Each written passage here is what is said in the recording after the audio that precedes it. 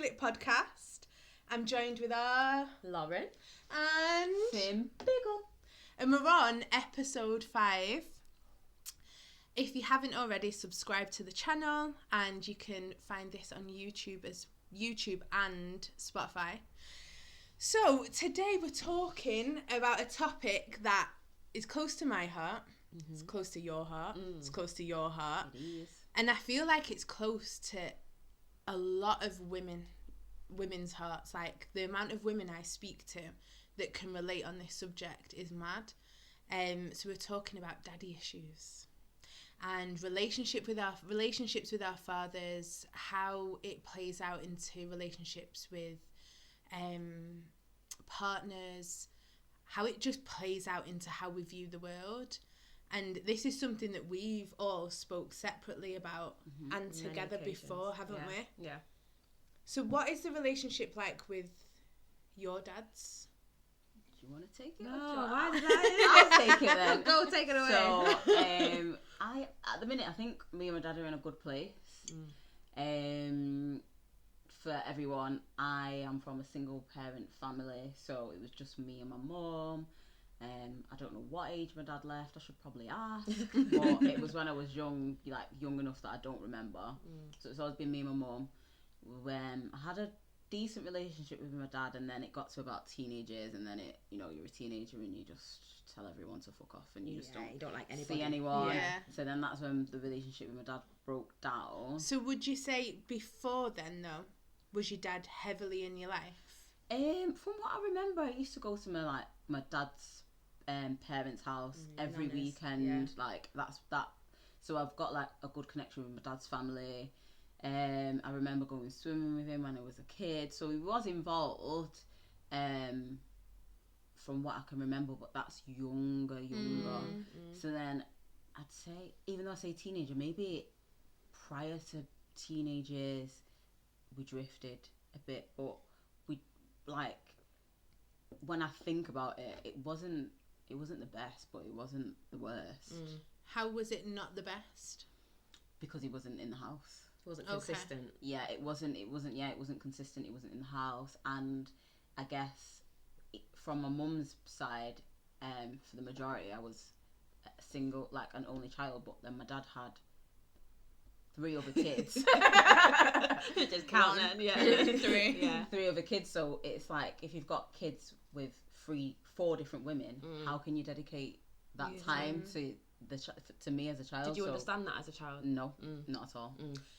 Would you say that, looking back now, do you feel like you got what you needed from your dad, like stability, consistency, emotional availability? No.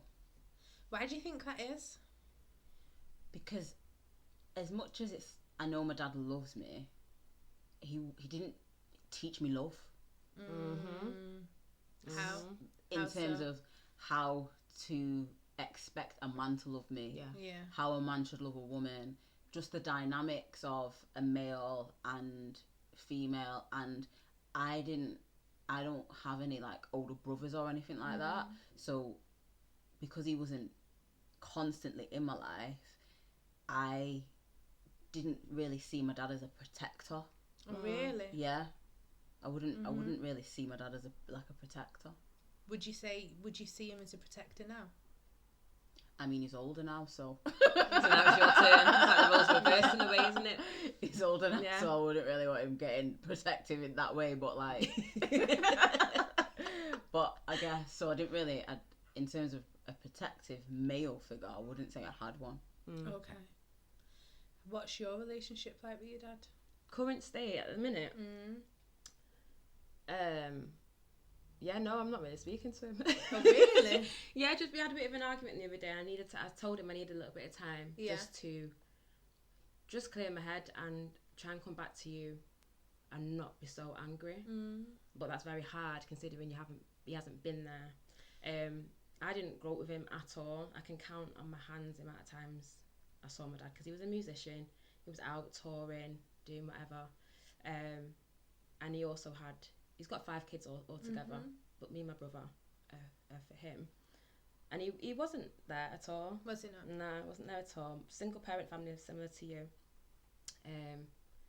So I didn't get any sort of input similar as well, like how to be loved or taken care of. I've only had my brother in the house, and my mum's got 6 kids altogether. I'm number 5, brother's number 6, who's the baby. So there's no one, there's no one really to look up to like that. But as a kid, because he wasn't there, I didn't really miss it. Like, it wasn't until I got to like adolescence and early teenage at 13, 14, where I'm getting to high school now, and I'm seeing more families together and seeing people from different families, and like black families as well, having both the parents together. I'm thinking, oh, okay, so this happens. And that's when I started to think, oh, okay, I'm missing out on it a little bit. So do you reckon until you saw what having 2 parents comes with, or even just having a dad in your life, until you saw what that's a possibility and what it comes with and what you can benefit from it, do you reckon you didn't miss it at all? It was just until you compared yourself to other people? Literally, I think. Really? Because I remember saying to people, like, when I got to high school, people used to question, oh, so you don't have a dad? You don't live with your dad? Where's your dad? Do you not see him at all? Oh, not even on weekends? And it's like, nah. And I remember saying to people, you don't miss what you've not had. 13, 14 years old, you don't miss what you've not had. And then I started seeing, like, my friend Danielle and her dad, and just people with their dads, like Priya, and it's like, wow, okay. They get to go on holidays together. They get to do. There's 2 people helping out. Like, I've always had just one parent working on their own, providing, putting a roof over our head. So I think when I got to that stage, it affected me a little bit, but I was able to then push it aside anyway, because my mum was able to do it by herself, and I was okay with that. But later on in life, I've noticed it's affected me a lot more. I was just about to say, like, so even though you didn't notice the difference, as looking back now, can you see what you were lacking as a child, even though you didn't notice the difference? Didn't notice it, but looking back, 100%. And what were you lacking? Just nurturing and loving from a man, a male role model in the house, and just what to accept, what not to accept. Just feeling like my mum can tell me the same thing over and over again, and if a man wants to tell me the same thing, it hits completely different. Like, my mum could warn me off this man, warn me off that man, you know, through her own experience, or just because she knows what I'm like, and that person may not be good for me. If my male friend came and told me the same thing, I'd be like, all right, okay, cool. Whereas my mum, I love her to pieces, and she's always got the best intentions for me, but a male role model in your life is so important. And I think that's where that whole feminine energy, masculine energy comes into play, because feminine typically is the mum, and it's nurturing, it's soft, it's, you'll listen, but she doesn't hold authority the way the masculine energy holds authority, without having to overcome certain things that she doesn't want to. Do you know what I mean? Like, she doesn't want to be aggressive or shout or tell you off and, you know, reprimand you. And it's not as natural because we've got both in us, haven't we? But it's not as natural as a mother to go into the authoritative, that role. But when women are raising children by themselves, they're having to be in the feminine and the masculine, and so the children aren't really getting a nurturing parent and an authoritative parent. They're getting someone who's trying to do the best of both. 100%. And it often isn't enough. And I've struggled with that as well. Like, growing up, around that time, 14, 15, my mum got attitude from me. And she still does to this day, sometimes. And I remember saying to one of my friends, like, why don't you understand or how I am? But my friend was like, it's a lot to ask of one person. Do you know what I mean? Especially have someone who's got multiple children. It's a lot to ask from one person to give you everything that you need. And they've tried, or she's tried. So it is hard. How do you think the relationship with your dad's played out into your relationships with men? I think so, like, for me, when I said before about I never see my dad really as a protector, if I actually think about it, I would say that the guys that I've dated or been with are quite protective of me. So I don't know if it's subconsciously or whatever it is, I attract protective guys naturally. Even I would say the males in my family are quite protective when it comes to me, and I wouldn't like. I think they're protective with my other cousins, but I notice it more with me. But I don't know. Maybe that's because I've lacked. I don't know if they've seen it or I embody something in me that says I need protection. to look out for this one. Yeah. I got this one. Do you know what's funny with me is I didn't touch on me and my dad. So I've noticed that I attract constantly emotionally unavailable men. Like they're always like I'll get bouts of emotion from them, but there's always this guard up with them. And I literally replicate the relationship that I have with my dad with every man that I've been with. And it's like deep down, I know there's this genuine, pure love for me. Yeah. But in terms of can they step up and can they show that? Yeah. They haven't been able to in the past. And do you demand that off them either? And I haven't done in the past. Yeah, I've not had it. I can hold my hands up and say there's things I've wanted from a man, but I've not known how to communicate to them or accept it from them as well sometimes because I've not had it. Yeah. So it's relatable. And I think with my dad, so he was very much there. It's not like he wasn't there. My mum and dad split up when I was 8, and then we moved out the house. But my dad we used to go every other day to my mum and dad's. One night my mum, one night my dad. So That's he was, a lot. yeah. It was, looking back now, it was really like there was no stability. Yeah. But in my mum and dad's eyes, it was like they're getting the best of both. Yeah, they still get to see both parents. But looking back, it was chaotic. I'm not gonna lie. It was proper chaotic. Getting your school uniform at that house, and it would happen all the time. It would literally happen all the time. And then one house would parent in one way, so my mum was a lot soft. No, my mum was a lot stricter. And then once my mum and dad split up, my dad was we used to go to bed at any time we wanted. But then when it came to like rules in terms of how a woman should behave, then he was strict. Yeah. But so my dad was in my life for all that time until I got to about 14, and then that's when my mum would kick me out, get sent to my dad's. Dad would kick me out, get sent to my mum's. And then I ran away at 16. And from being about, I'd say 15 to how old am I now? 31. Yeah. My relationship with my dad has just been diabolical, like off and on. But even before, now it's good though.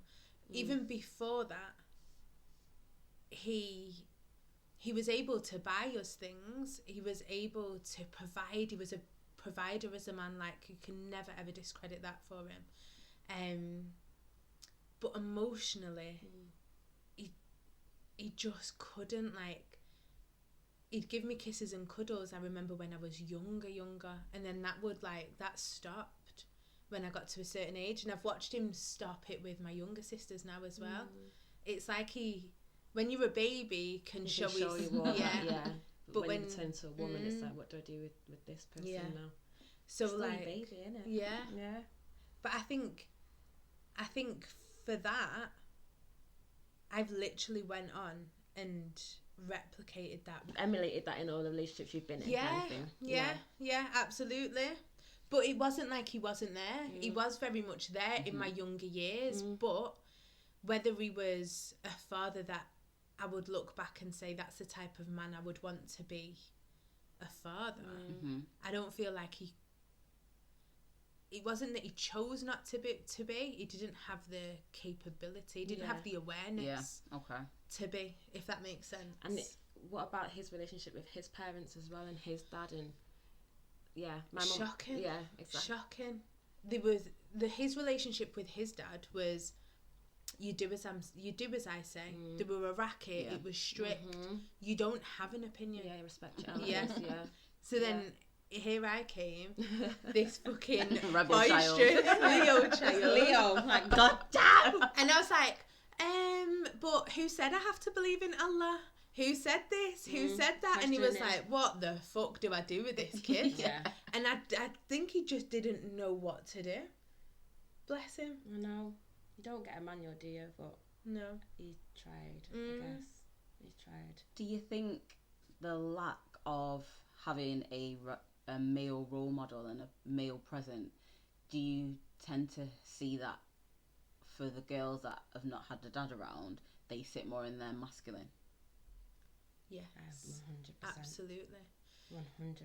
And it's funny because I was speaking to a client the other day actually, and her dad left the house when she was about 14, and so she found that she started taking on that masculine father figure within the home to help look after her younger children, like her younger sisters and stuff. Why are you smiling? Because I think I did that. Oh really? Yeah, I think I did. Because I went through. I'll let you finish your story first. Okay then, Mom. No. No, I just, when you say that, I think the attitude I was speaking about before when I get into like 13, 14 was me and my brother used to clash, and we got treated differently to how, well, he got treated different to how I got treated differently. So that I would take on myself to try and discipline him because my mum wouldn't do it. Oh really? Yeah. Yeah. But then that obviously caused friction between siblings and done it because he Yeah. needs to tell me what to do. You're only 18 months older than me. Do you know what I mean? 16 months if I can do my maths. Sorry, bro.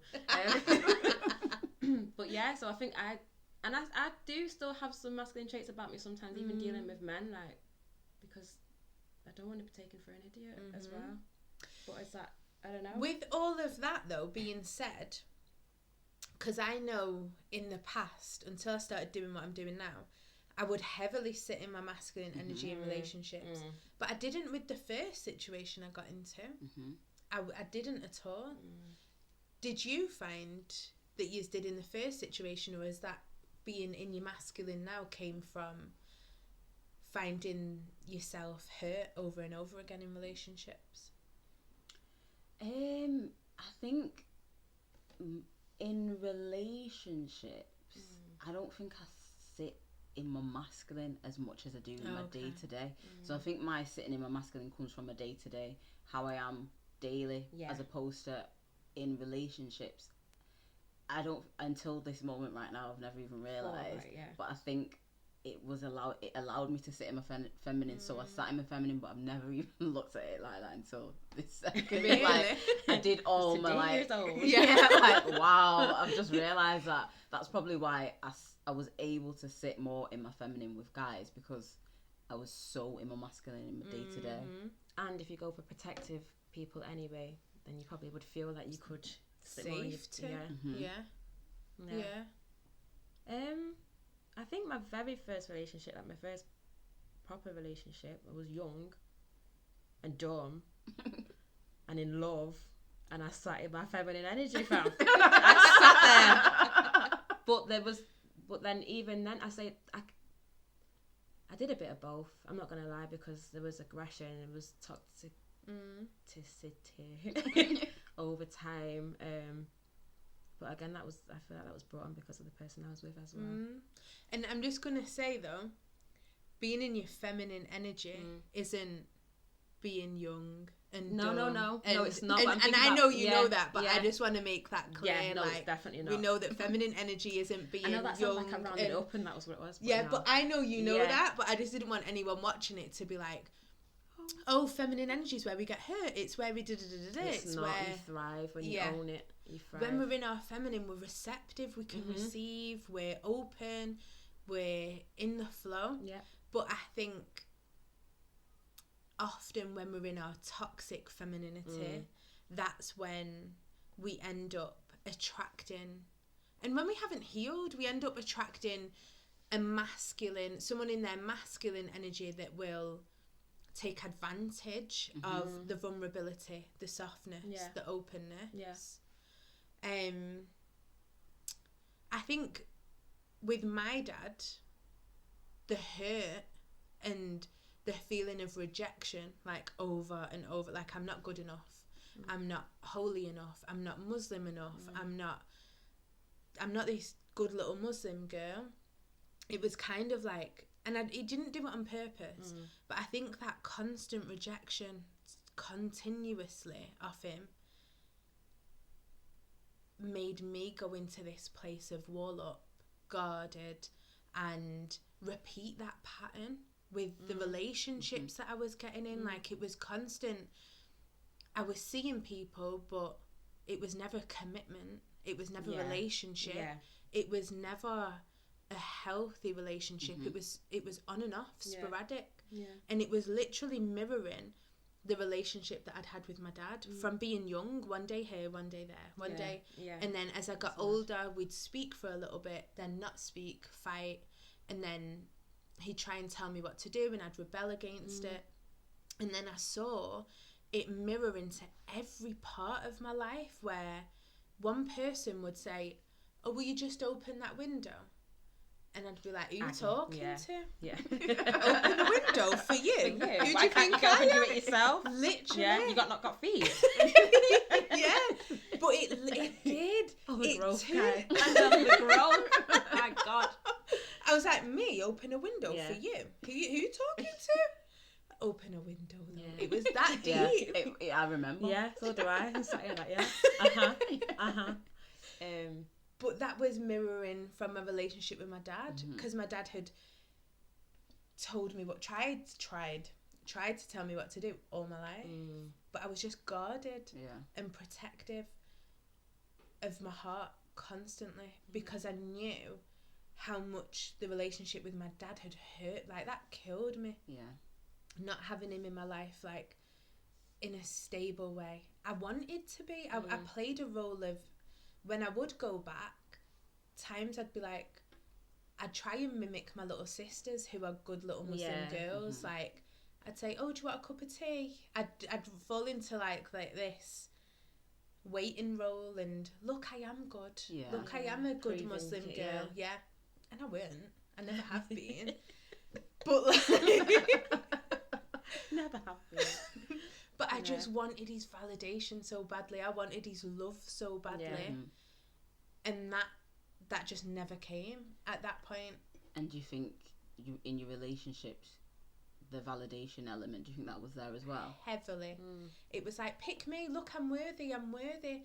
And I think that's why I ended up in these situations of being with men that couldn't see my worth. Because I didn't see my worth, because my dad didn't validate my worth growing up. And so I was in these relationships or situationships or whatever the fuck you want to call them, mimicking my dad.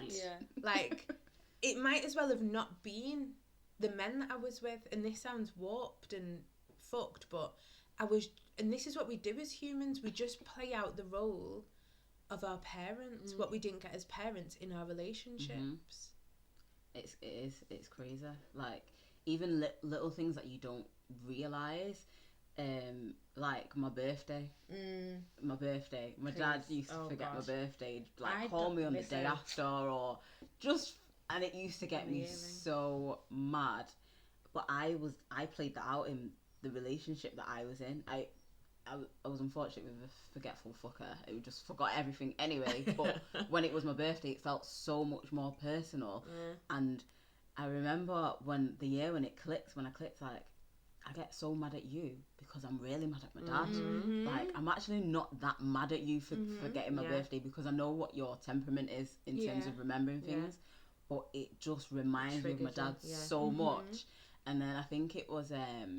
funnily, I actually was going through a jar with like little post-its on, and I think it was either 2016 or 17 it said on it, and I had a post-it note like, talk to my dad about forgetting my birthday. Feels good. And literally since that day, he's not forgot my birthday once. Your dad? No. And I think, how did that conversation go? Because he phoned me on the day after my birthday, and I was mad.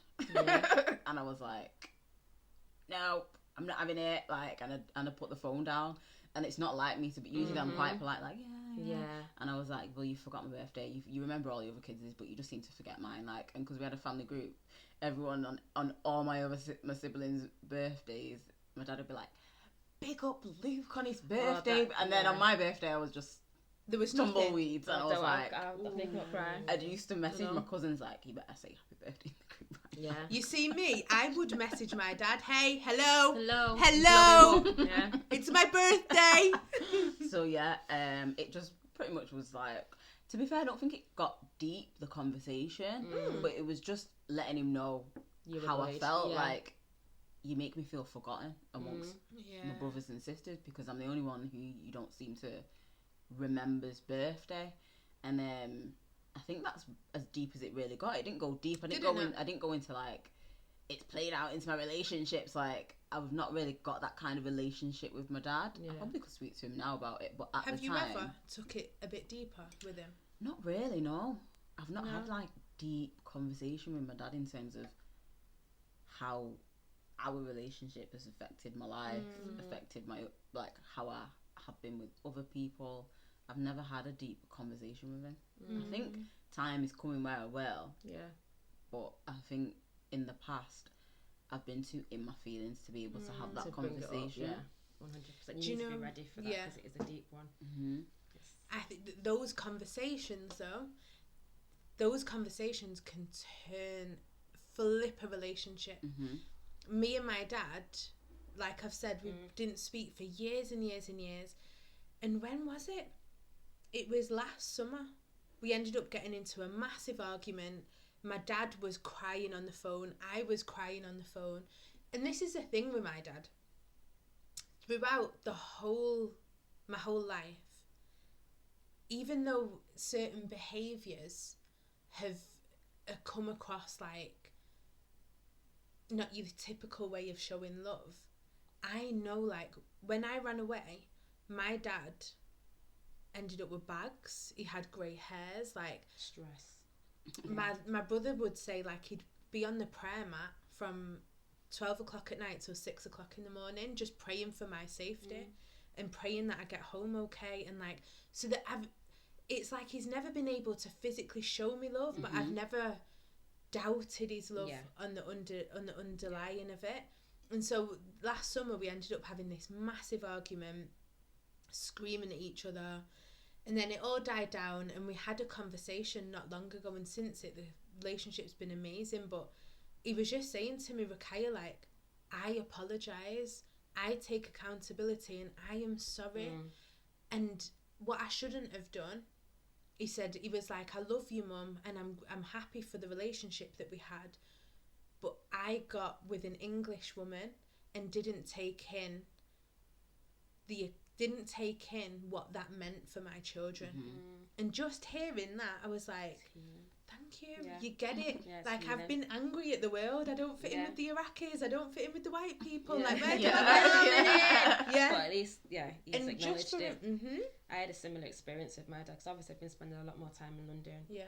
That's where he's living now, and time's getting on, so I'm thinking I should make an effort and get to know him more, and vice versa. But we did have a nice conversation, and it was healing. Like, I'm getting emotional now, but it was healing for him just to say, 1, your mum's a strong woman. 2, she's done an amazing job. 3, I know I haven't been there, and like, you've turned out amazing. Just his acknowledgement of knowing that him not being there. I spoke to him on a deep level about men, my treatment from men, what I look for in men because of his absence, and it was just nice to hear him say, I'm sorry, but we've still got a long way to go. It's like, it was the first conversation of many that we probably will have, but it does take time. And where I'm not speaking to him at the minute, I'm sure. Why aren't you speaking? We had an argument because he... do you know what's so annoying? I know me and him would have been best friends. Like, he's so funny. He's a Leo. Get on with Leos. He's so funny, and he's so talented. He can pick up a guitar and he can just do anything on it. Like, he's insane. And obviously, me being interested in music and doing singing, we would have had loads in common and whatnot. But I just think I've probably gone off on a tangent now. But yeah, we would have been really good friends, and I think we just need to I forgot what the question was, to be honest. No, why are you arguing now? Oh, we had a conversation on the phone, and his ego just took over. I think I explained to him that my mum's had to put with a lot of attitude from me, my brother not so much, but there's been issues where she had to deal with as a single parent, and I think he got upset because my sister called him dude. I said, fam, you're lucky that she's in your presence. Do you know how hard it is to call a stranger dad? Do you know what I mean? Do you know how hard it is to call a stranger dad? You don't know our birthdays.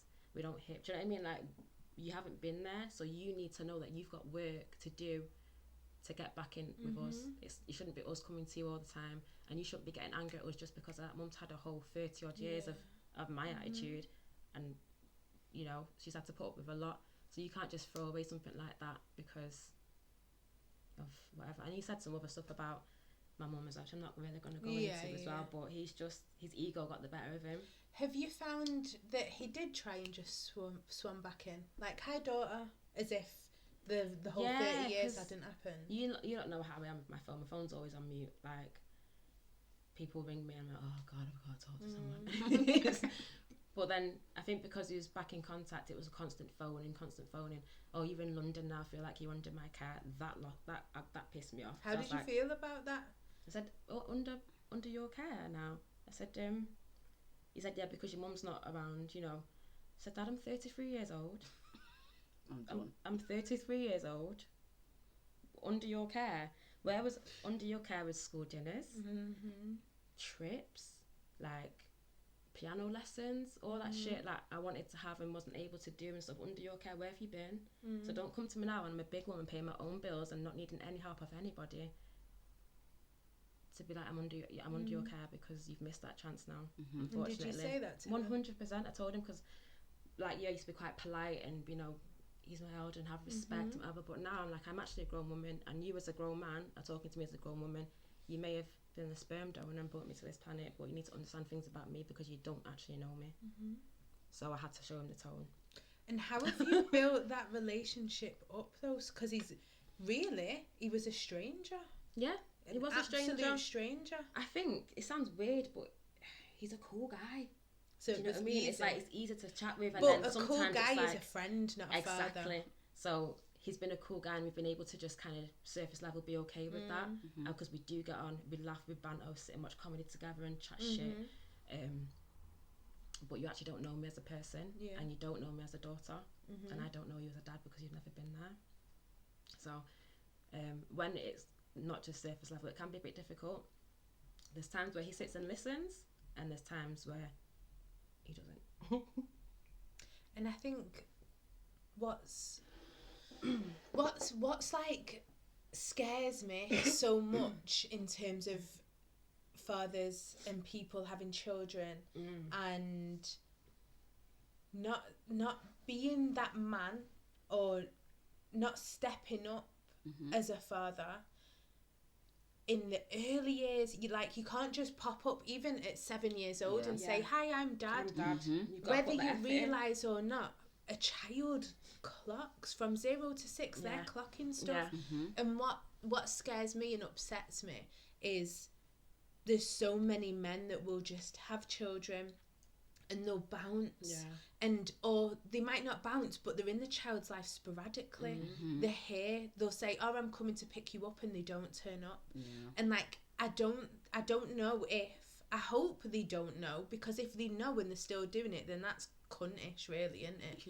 Like, I don't think they do know. They don't know. I hope they don't know. I hope they don't know, because what are you teaching your daughter, especially how you love on, how you respect, how you communicate with your little girl replicates what she thinks is acceptable as a grown woman. Taking, like me, crying for validation from any man that I was with. Look, pick me, I'm worthy, because my dad he never validated me. I was never good enough. I feel like mine's the opposite way around. Go on. When I did see my dad, I remember he came, I was in year 4, so how old were you in year 4? Like 8. He was touring with some band, and so he came to Manchester and thought, oh, I'll just see my kids. So he popped in, and he had his music equipment with him, and he was like playing guitar and whatever, and he asked me to sing. Did he? So he asked me to sing Mary J. Blige, I'm Going Down. So I was like, what the fuck? So I started doing it, and he was just like, oh my God, you're amazing, you're so good, oh my God. And he showered me with that much love. I remember sat there 8 years old and going, well, you chat shit, so why would I believe that? I didn't think I could sing. Oh, because time. Because I was like, you chat shit. Do you know what made you think he chatted shit? oh yeah, I'll see you next weekend, or I'll send you this, or do you know what I mean? So his broken promises. Yeah. 8 years old, I'm thinking, whatever, dickhead. No, no, I can't sing. See Put your what guitar I mean about away. age? Yeah, and that stuck with me. And it wasn't until I think Christmas, maybe about 5 years ago, I met him for a drink, and he was like, "Oh, do you remember that time when you sang Mary J. Blige, I'm Going Down, and you sounded amazing?" And I was like, "Oh shit, maybe you weren't lying." But that to me, at that time, 8 years old, was like, whatever. Yeah, because you couldn't really trust his word. I couldn't trust him, but the fact that it stuck with him, I was like, oh, maybe you weren't trying shit. But it still affected me. And look how that played out in your life, in your singing career, because it took you. You've been able to sing from day dot. Yeah. But you never had the confidence to sing publicly and to make even your tell music. People. Yeah. To even show people. And I still struggle with that as well, with many different talents that I've got. So it's weird. And do you think that's where it stems from? Yeah, there's other things as well, but I think that I just think, and when people tell me, oh yeah, you're really good, all right, mate. That's a lot for years. It was like, okay, great, you're just saying that, you're just saying it. So I just appease people, and that's oh, thanks. And maybe it's because of that first experience of thinking you're chatting shit, and so now that's your learned response to somebody complimenting you when it comes to music. It's heartbreaking when you think of it like that, innit? It's not nice. No, it's a bit like, oh, well, yeah. What would you say that you've replicated, like, with men? With men, I don't. Now you've just asked me on the spot. It's hard, isn't it? My head's gone blank. Can you say anything that she's replicated in men? Knowing her relationship with her dad. What was it the other day? What did I say to you the other day? Remember a couple of weeks ago? The need for a man, for a man, masculine energy in your life. Energy in my life. Yeah, that is something that Kai noticed, and I was like, male friends as well. That want male friends. Yeah, it was. I think I hadn't seen like a male for ages, and I was like, I need to see one of my male. Like, it's that need to have that interaction. Yeah. Or like not all the time, but I need to like just touch base. Yeah. I'm just gonna get the puppy. Get a new puppy. Yeah. So I can understand it's my need that as well. to touch base. With guys. Yeah. Like non-romantically, just that platonic friendships, male energy, just knowing that someone's got your back and you can just chat and chill and be safe and be cool. I love it. So that's something I would say. Yeah. Can you? Why do you think? Where do you think that comes from, though? I don't know. Is it the lack of male energy in your home? In my home. So you feel like you're constantly searching for it? Yeah. Like, it must be the lack why I crave. Not as much now. You like that? Nice. Not as much now. But when you said it, I was like, yeah, actually, I do have that need for male interactions. What does it give you? What do you get from it? I think it makes me feel seen. Not seen, but like... Yeah, because it's not like... I don't know how to explain it, but even from you saying, like, when you said your dad said you could sing and you were like, yeah, whatever, I can't particularly remember a time what my dad had said something great, but I can't remember him saying anything bad.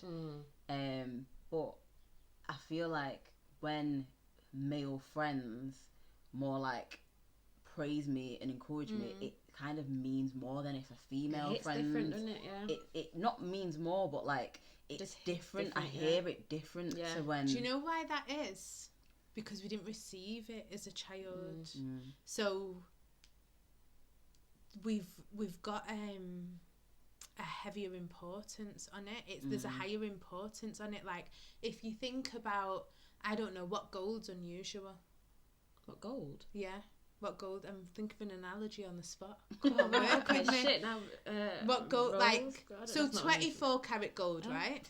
Okay. Oh, I've sorry. got something in my head. Right. So 24 karat gold, Yeah. it's expensive. Yeah. It's not as common. You're not just going to walk into any shop and pick it up, are you? That's true. Mm-hmm. So when you get it, if someone gifts you with that, you're like, I'm gonna cherish it's this. 24 karat gold. Yeah. So when you've not had that, say a male validating you or having that around you, it's like, oh my God, this means something because I haven't had it. Does that analogy even make sense? It makes sense. It kind of it does make sense, but then now I'm like, is it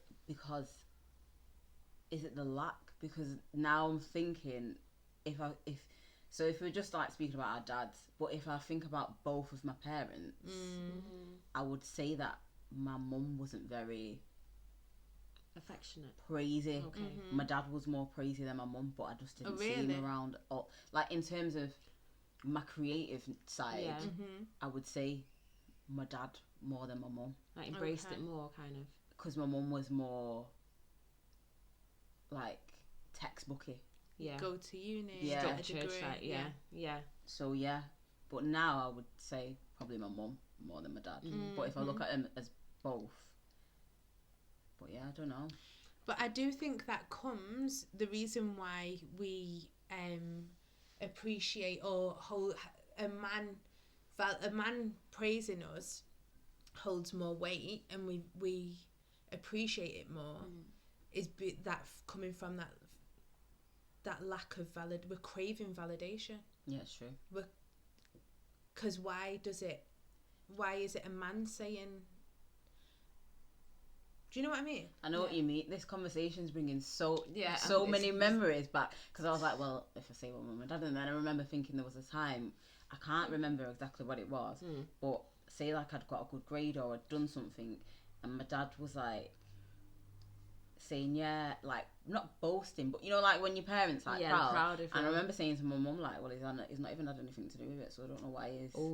Oh really? So like in the same breath, there's times in my head where I'm like, where I've not wanted, I've felt like you actually got a cheek trying to take praise for me as a child, because when you've not had you've not inputted it in that way. So yeah, it's so mad. It's mad. Do you, when you say you've not had an input, didn't you say that was your choice though? From teenage upwards, but I guess in hindsight now, yeah, I see. As much as he slacks off, I slacks off, but then I've always been like, you're the parent. Yeah, exactly. That's why I took, because it's such a sore spot for me. Like, you're the parent. You didn't ask to be created. Nobody asked to be created, and you know, I think slacking off. Why should it be the child trying to make the effort? Yeah. Why? Like, yeah, I didn't get up and leave. And then also, it's like, from my mum didn't have the choice to slack off. That again. So whether I was pulling away or not, she had to. So because you weren't in my life in terms of like living with us, you had the opportunity to, when I pull away, you pull away. Whereas I didn't have that. Yeah. From my mum. When you pull away, you just go to your bedroom. You got to see it again at dinner. Yeah. So yeah. So yeah, I think there was certain times where I felt like you don't have a right to take any praise for what I've done. I get that as well. So I don't know. Can you see how stuff like that has, not just in relationships with men, can you see any other ways your relationship with your dad has played out into the world? How you relate to the world? I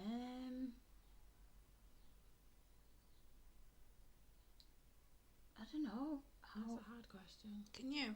I'm trying to literally think now. I definitely know the mirrors between relationships, but out in the world, like in what? In your behaviour. So, for example, I was like massively defensive. I expected everybody to hurt me. I didn't trust anybody because I couldn't really trust my dad. There was either parents really. Growing up, they were both very inconsistent, and no one really showed up for me in the way I needed. So I didn't trust anybody. What's she chewing? I've got a ball. So I didn't really trust anyone, and I was rebelling against everything. Tell me to do the smallest thing and I would just rebel, because I'd been in this state of rebellion from a very, very young age. Like the littlest things, I was argumentative because I'd spent a lot of my early years having to fight to have a voice, and that massively played out into everything I did, in the way I spoke to people, the way I related to people, the way I jobs. Yeah. Do you know what I mean? Yeah. So can you see? I think what's come to my mind once you've said that is, I guess, the way I didn't feel like I had the protective male, I feel like I was a protector. She's like a bulldog, isn't she? Yeah. As long as the nicest person, but please don't piss her off. Please Don't. I feel, and I think that's where that comes from. I'd have mouth in the club and I'd turn to Symone and be like, well, do you know I've got Symone with me? I can't fight, but she can. And there won't need to be a fight though. There would not need to be a fight, but that's only if you pushed. Yeah. If I'm pushed, but I think I took on that. I need to be the protector. Like, don't mess with my people. Don't mess with Symone and rubber gloves. That comes. Remember that night? Any She had the guy hanging out the window by a rubber glove. I was like, stop, Symone! He was like, you're gonna kill me. Didn't do it again though. Didn't do it again. And that's point proven. But yeah, you take on that. I think I took on the protector role. Yeah, that's how it's played out in my life. I would say in one way, for sure. Because you didn't have that as a child, so you became what you lacked. Yeah. How do you think that's benefited you, and how do you think that's hindered you? I think it's benefited me in the sense of like, you just don't mess about. Yeah. But then I feel like it's hindered me because sometimes I don't want to be that. Yeah. But I just feel like it just comes so naturally. And as much as I attract or have attracted in the past guys that are protective, and I do allow them to protect me to a certain degree, sometimes it's like I can still try and slip into that role, if you know what I mean. So like, not like I'll give him it, not that it's ever comes to that, but I know I would give a guy as much as I would get. Whereas if because I'm sat in my male protective mode, which is kind of dangerous. Like it's not, I wouldn't say it's a great thing, because not that there's any reason for guys or girls to physically fight, but I don't know how to back down to a man. Neither do I, because I sit in that. Which isn't, like, luckily for me, it's never ended up bad, but you can see how it could. Yeah. What would you say you have taken from not having a dad around? I think it's very similar to Symone in the fact, when you're saying that, I just remember the altercation. Do you remember at New Year's in London? Oh God, was I there? I was outside. No, I don't think you were. Where was I? I ended up getting into an argument with a guy outside the club, and it was literally like this. But I will not back down, and I could have been tumped up. Anything could happen, but I won't do it. And I think, I don't know, it's that my ego or just thinking a man's not going to take the mick out of me, because and I think that comes from not having a man in the home and feeling like you need to be the protector. I think you either turn into victim or perpetrator. And I'm not going to be a victim.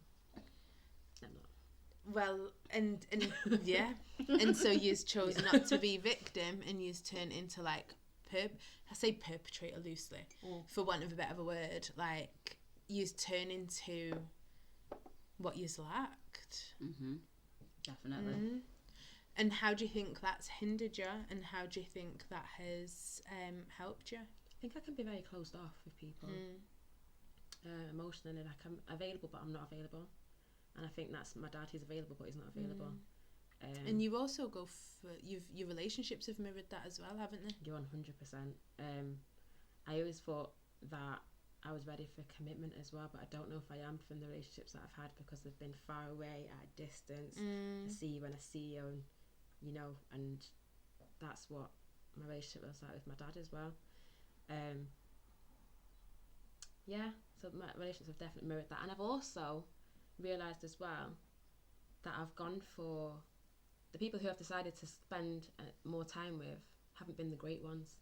The people who are like, you are amazing, I love you, I want this for you, I want that for you, I've kind of shied away from those. And the people who are just like, yeah, I might see you next week, or...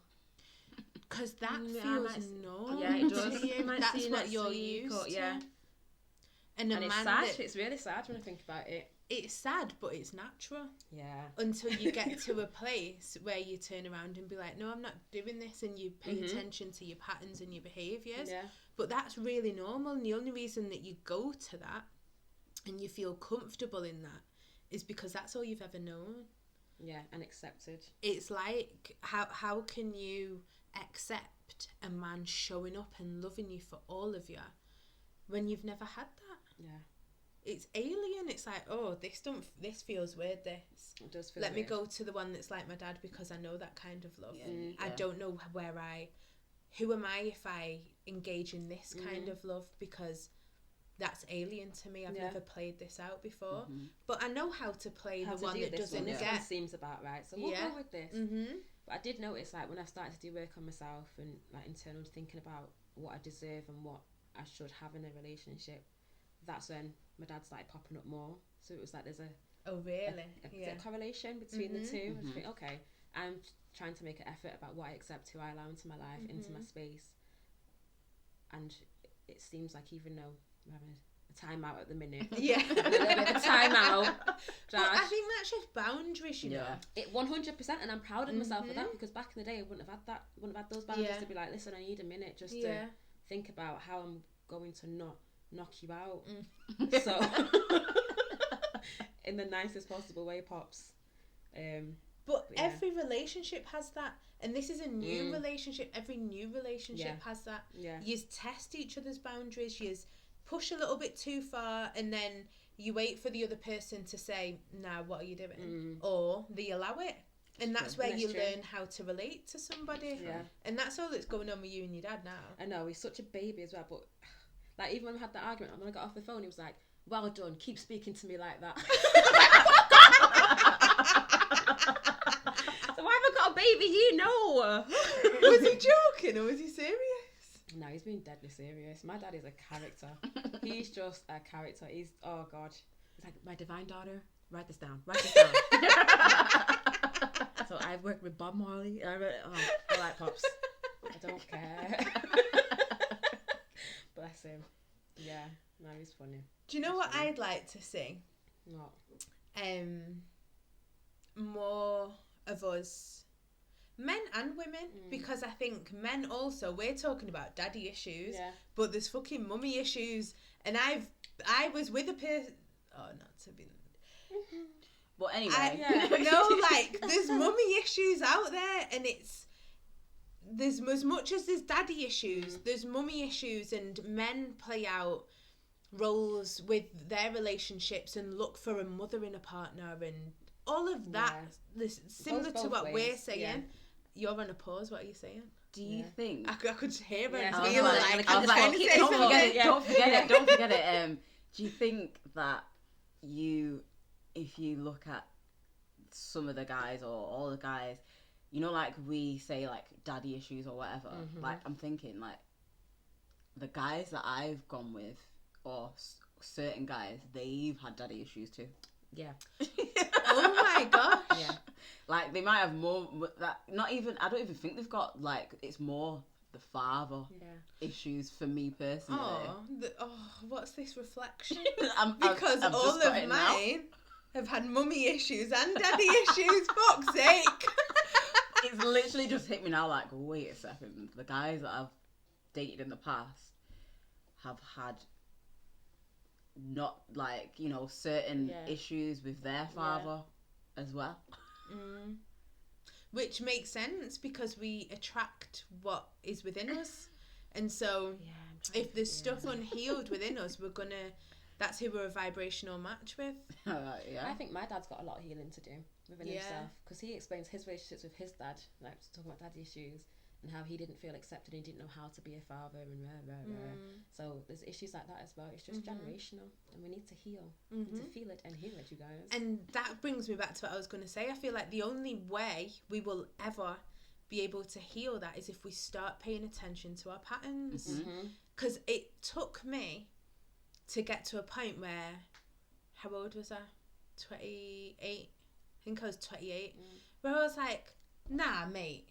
Hold on. I'm meeting the same motherfucking person in a different body every single time.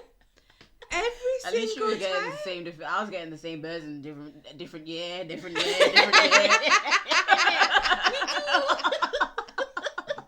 Maybe I wouldn't have been able to pick on the signs if it was a new person. I didn't know. Literally, and I got to a point where I was like, no, hi baby, hello. The puppy. Talking about laughing like that. Been tickling our feet this whole time. It got to a point where I was like, I'm not doing this anymore. Fuck this. I would rather lock up myself for the rest of my life until I work out what it is. Because if you really clock it and you sit with it, you notice that I'm the common denominator in all of this. Everything. It can't be his fault and his fault and his fault and his fault. All of them can't be the blame, the problem. Because you're picking those people at the end of the day. I'm the common denominator in all of these situations. What is it about me? And this is where it's hard but powerful at the same time, because you have to take accountability for what is it within me that 1, accepts it, 2, allows it, and 3, attracts it. So getting real with yourself with all of that, just checking on the dog. And then secondly, what was my point? The puppy put me off. Getting real with myself with all of these things, and then deciding, like, how do I change that? So acknowledging it and then changing it. And 10 times out of 10, I was going to say 9 times out of 10, we are the person that is choosing this over and over again, because we're not choosing to heal the stuff that's attracting them people to us. And in order to heal that, you need time alone. And these people that jump from relationship to relationship to relationship, how do you expect to surpass a lesson when you don't take the time to sit with it? You can't, because you just jump into the same of what you had last time, because you haven't really took the time out to heal and work through the shit. So that's my thing anyway. That's just how I feel about it. I agree. But yeah, I just feel like we need to be paying attention to our patterns, because our patterns will tell us everything we need to know about where we are. It's true. Every fucking time. Definitely pay attention. And like you said, take accountability as well. Yeah, which is, I think that's a hard part of anything, any part of your journey, being like, right, I'm the one who got me here, you know. No, when it comes back to self, it's horrible. It's like you can say, oh, he did this and he did that, but you are still there. Yeah. And it's horrible, but in the same time, that's how we take our power back, because we're not in victim mode. Yeah. When Strength. we're like, oh, he did this, it's woe is me. Yeah. That's saying he or she or whoever has the power. Whereas when we're in a place where we can take accountability, it's shit, because that level of self-awareness hits different. Yeah, it does. It hurts. But it's powerful, because if I created this, I can create better. Yeah. And that is taking your power back, and that is being in your power. That it is. Yeah. Have you got any closing words about daddy issues before we finish off? Because we're on exactly an hour. We are. I felt it. Something said close up now, Kai. And it wasn't the fact that the puppy just pissed on the stairs. Oh, you're joking. I swear down, you were in the middle of something deep, and I saw her squatting, and I was like, no! right? She's probably off having a poo somewhere. Oh, just don't be. Let's wrap this up then, because yeah. Any last words on daddy issues? Dads, just be there for your kids, no matter what. Mm-hmm. Even if there's situations or what, just show your child that you are there for them. I've got so many male friends who've got daughters, not just daughters, but they put in that time and the effort, because children spell, what is it? What's that phrase? Hold on. Yeah, you've lost me. You're on your own. I'm on my own, but basically, No, but what children does it mean? spell. How do children spell love? L-O-V-A. T-I-M-E. Oh, I know, and it's so important. I know. I feel like I need a cheese grater for that one. Cheese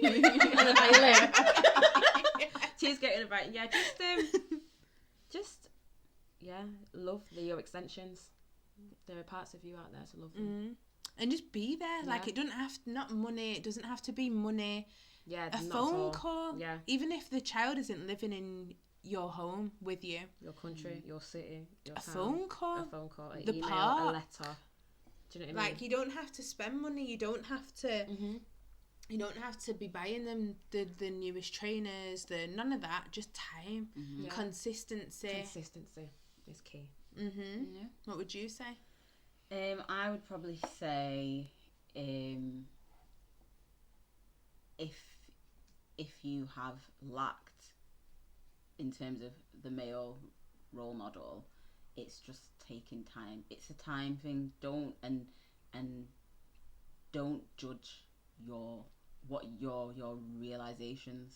So if you realize, oh, this is because of the lack of this from my dad, or the too much of this from my dad, I don't think you should judge what it is that you discover. Just let it be, and just recognize it. Yeah. Because when you judge it, it Causes another layer of confusion. and you kind of reject it, because you don't. If you're judging something, you don't want to. Judging is in this context. It's on a negative. So you don't want to associate yourself with something negative. But it's recognizing it and not judging it. Yeah, That's a power bar there. 100. I love that. Like at a church. Yeah. Oh, You're right. that's And true. and I think the way we can heal it is just accepting it. And like you say, like, we don't have to be like, oh my God, I've realised that I go for dickheads because my dad's a dickhead. Like, Yeah. to really sum it But up. it should be, oh, okay. Okay. No more dickheads. I'm going over here. But just sitting with it, Yeah. just sitting with that realisation and being like, okay, this pattern stems from my dad or my mum. Okay, let me like just sit with that. How do I feel about that? Can I speak to my dad about that now? Can I heal it through conversation? Can I heal it through journaling? Can I heal it through meditation? Can I just sit with the emotion and ask it, right, it served its purpose. I've seen you now. I'm aware of you. I can let you go. And it's just being still and being aware of it and not judging yourself for it. Because we've all got patterns. We've all got patterns. Is that the puppy? That was the puppy. We're going to wrap this up because the puppy woke up about half an hour ago and she's been having her life ever since. And my makeup. I got a new puppy, by the way. She's called Habibti and she's amazing. Should we just bring her up? Yeah. Come on, baby. Come on. Hi, Bubs. Say hello. Are you going to bark? Oh. So she's called Habibti and she's only like 9 weeks old. Oh, and she's amazing and she's looking my face. So cute. Okay, so let's wrap up episode 5 of the Feel It, Heal It podcast. If you haven't already, subscribe to my channel. Like, comment, share, subscribe, all of that jazz.